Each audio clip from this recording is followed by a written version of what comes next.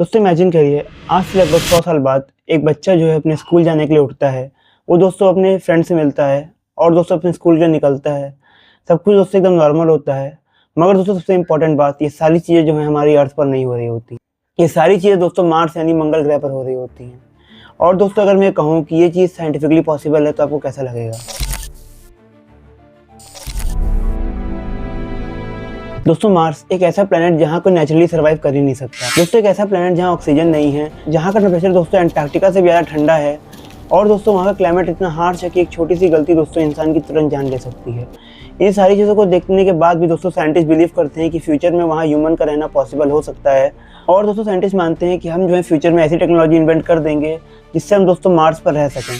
लेकिन दोस्तों कैसे दोस्तों हम एक डेड प्लेनेट को अपना घर बना सकते हैं और इंसानों के रहने लायक बना सकते हैं। और दोस्तों टेक्नोलॉजी कैसे आगे बढ़ती जा रही है कि दोस्तों एक डेड प्लेनेट जो है हमारा घर बन सकता है। दोस्तों आज हम मार्स की रियलिटी को डिस्कवर करेंगे और वीडियो के एंड तक की दोस्तों आपको पता चल जाएगा कि मार्स जो है हमारे ह्यूमन के लिए रहने लायक है या फिर नहीं। तो दोस्तों वीडियो को लास्ट तक देखते रहिएगा और हमारे चैनल को सब्सक्राइब कर लीजिएगा।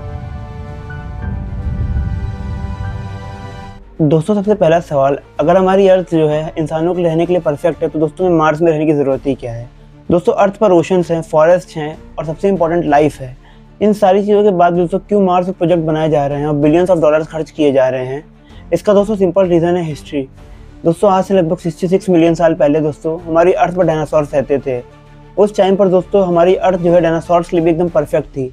मगर दोस्तों एक दिन एस्टेरॉयड आया और सब कुछ खत्म हो गया। सोचिए दोस्तों, इतनी डोमिनेटिंग स्पीसीज जो है एक झटके में ख़त्म हो गई, सिर्फ एक इवेंट की वजह से। और दोस्तों ये कहना बड़ी बात नहीं है कि ये चीज़ फ्यूचर में भी पॉसिबल है। जिस तरह से दोस्तों global warming, natural disasters, nuclear Wars और सारी चीज़ें बढ़ती जा रही हैं, इनफैक्ट दोस्तों एस्टेरॉइड्स, इस सारे फैक्टर्स को देखते हुए दोस्तों हमें एक फ्यूचर के लिए बैकअप प्लान रखना बहुत ज़रूरी। और दोस्तों फिर जब हम बात करते हैं इंसानों के लिए रहने के लिए, तो दोस्तों हमारे सोलर सिस्टम में सबसे आइडियल केस जो हमारे सामने आता है वो है मार्स का। लेकिन दोस्तों मार्स को चूज़ करना जितना आसान है, वहाँ पर सर्वाइव करना उतना ही मुश्किल। दोस्तों इमेजिन करिए, आप इस टाइम मार्स के सरफेस पर खड़े हैं, बिना स्पेस सूट के, बिना किसी प्रोटेक्शन के। दोस्तों सबसे पहले आप वहाँ पर सांस ही नहीं ले पाएंगे, क्योंकि दोस्तों मार्स का जो एटमॉस्फेयर है उसमें दोस्तों मैक्सिमम जो है कार्बन डाइऑक्साइड प्रेजेंट है और दोस्तों ऑक्सीजन जो है ऑलमोस्ट नेग्लिजिबल है। और दोस्तों इसके साथ ही साथ वहाँ का टेम्परेचर दोस्तों -80 से -100 डिग्री तक की जाता है। मतलब कि दोस्तों एंटार्क्टिका से भी काफ़ी ज़्यादा ठंडा। इन सारी कंडीशन को दोस्तों देखते हुए मार्स पर सर्वाइव करना काफ़ी ज़्यादा मुश्किल है। मगर दोस्तों अगर मैं आपसे एक शॉकिंग बात कहूँ कि इन सारी चीज़ों से ज़्यादा भी कुछ चीज़ जो है डेंजरस है मार्स पर, तो दोस्तों वो है रेडिएशंस। हमारे दोस्तों स्पेस में ना जाने कितनी तरह की हार्मफुल रेडिएशन प्रेजेंट हैं। अगर दोस्तों हम बात करें हमारी अर्थ की, तो दोस्तों हमारी अर्थ में एक super power magnetic field present है। और दोस्तों मैग्नेटिक फील्ड एक तरह से इनविजिबल प्रोटेक्शन की तरह काम करती है, जो कि हमारी अर्थ को और हमें दोस्तों हार्मफुल रेडिएशन से बचाती है। मगर दोस्तों मार्स के केस में ये मैग्नेटिक फील्ड नहीं प्रेजेंट है। दोस्तों इसी वजह से जो हार्मफुल रेडिएशन है दोस्तों डायरेक्टली मार्स पर गिरती है। और दोस्तों यही चीज़ मार्स को और ज़्यादा डेंजरस बना देती है, क्योंकि दोस्तों ये रेडिएशन इतनी हार्मफुल होती है कि इसमें कोई भी और लिविंग ऑर्गेनिज्म सर्वाइव ही नहीं कर सकता। अब फिर दोस्तों सवाल ये है कि अगर हार्मफुल रेडिएशन उसके सरफेस पर गिर रही है तो हम इंसान रहेंगे कहाँ? इतना सारा प्रोजेक्ट जो खर्चा हो रहा है, इन सब का मतलब ही क्या है? तो दोस्तों इसका आंसर है मार्स के अंदर, यानी कि अंडरग्राउंड। दोस्तों मार्स पर साइंटिस्ट ने जायंट लावा ट्यूब जो है डिस्कवर किए हैं। ये अंडरग्राउंड टनल है दोस्तों, बिलियंस ऑफ साल पुराने, और दोस्तों कुछ इतने बड़े हैं कि दोस्तों इसमें पूरा शहर समा सकता है। दोस्तों सोचिए, मार्स के सरफेस पर जितना ज़्यादा खतरनाक क्लाइमेट है, यानी कि हार्मफुल रेडिएशन, डस्ट स्टॉर्म और ना जाने क्या क्या, मगर दोस्तों अगर हम बात करें मार्स के अंदर, तो दोस्तों वो एकदम परफेक्टली ह्यूमन के लिए रहने लायक है, क्योंकि इन सारी चीज़ों से हमें वहाँ पर प्रोटेक्शन मिल सकती है। इसी वजह से दोस्तों रिसर्चर बिलीव करते हैं कि अगर फ्यूचर में मार्स पर कोई प्रोजेक्ट काम करेंगे या मार्स पर दोस्तों वो लोग रहने के लिए शहर बनाएंगे, तो वो अंडरग्राउंड होगा। दोस्तों आपने जो थंबनेल में जो केव देखी वो इमेजिनरी नहीं है, ये चीज़ दोस्तों साइंटिफिकली पॉसिबल है। लेकिन दोस्तों केव जो है सिर्फ रहने के लिए एक फैक्टर है।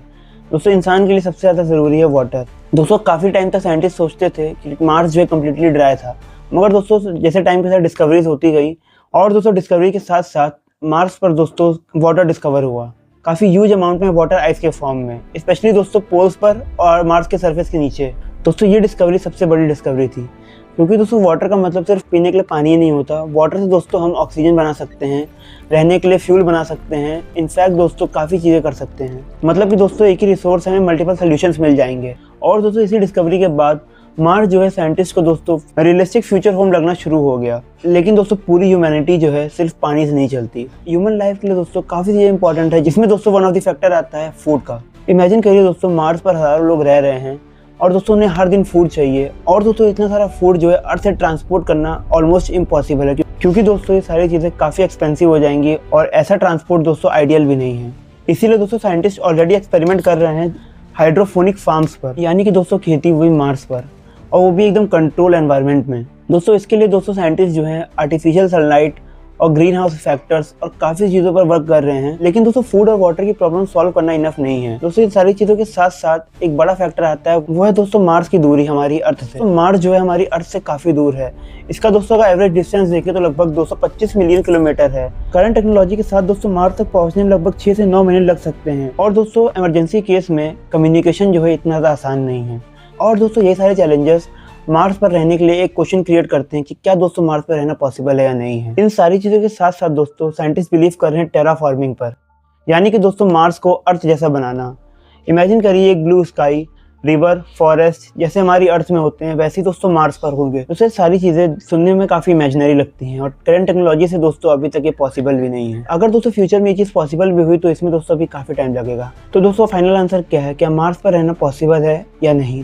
तो इसका आंसर है येस एंड नो। तो यस इसलिए क्योंकि दोस्तों जिस तरह से टेक्नोलॉजी आगे बढ़ रही है और दोस्तों जिस तरह से प्रोजेक्ट किए जा रहे हैं, स्पेस स्टेशन और बाकी चीज़ें बनाई जा रही हैं, ये सारी चीज़ें दोस्तों मार्स पर रहना ऑलमोस्ट पॉसिबल बना देती हैं। दोस्तों नो इसलिए क्योंकि दोस्तों काफ़ी सारे चैलेंजेस इस प्रोजेक्ट में अभी भी हैं, जैसे कि दोस्तों रेडिएशन, डिस्टेंस और दोस्तों लो ग्रेविटी और एक्सट्रीम एनवायरनमेंट। मार्स पर रहना दोस्तों ईजी नहीं है, मगर दोस्तों हिस्ट्री हमें एक चीज़ सिखाती है कि ह्यूमन ने काफ़ी इम्पॉसिबल काम को पॉसिबल कर दिया।